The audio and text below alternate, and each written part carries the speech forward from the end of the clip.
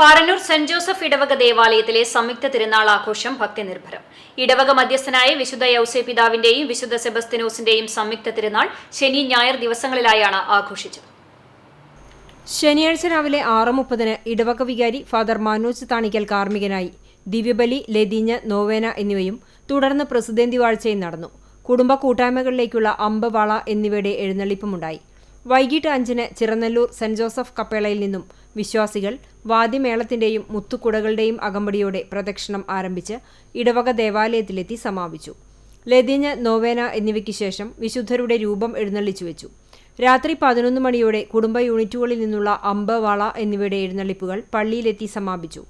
തുടർന്ന് സംയുക്ത ബാൻഡ് വാദ്യവും വർണ്ണവിസ്മയവും അരങ്ങേറി. തിരുനാൾ ദിവസമായ ഞായറാഴ്ച രാവിലെ 6:30 ദിവ്യബലിയും 10 മണിക്ക് ആഘോഷമായ തിരുനാൾ പാട്ടുകുർബാനയും നടന്നു. ഫാദർ ജോഷി കണ്ണമ്പുഴ മുഖ്യ കാർമ്മികനായി. ഫാദർ രഞ്ജിത്ത് അത്താണിക്കൽ തിരുനാൾ സന്ദേശം നൽകി. ഫാദർ കുര്യാക്കോസ് തളപ്പറമ്പത്ത് സഹകാർമ്മികനായി. വൈകിട്ട് 4:30 ദിവ്യബലിയെ തുടർന്ന് ഭക്തിനിർഭരമായ പ്രദക്ഷിണം നടക്കും. ഇടവക വികാരി ഫാദർ മനോജ് താണിക്കൽ, കൈക്കാരന്മാരായ AJ Prinson, KJ Lindo, general convener PV Rafi എന്നിവർ തിരുനാൾ ആഘോഷത്തിന് നേതൃത്വം നൽകും. CCTV news, Kecheri.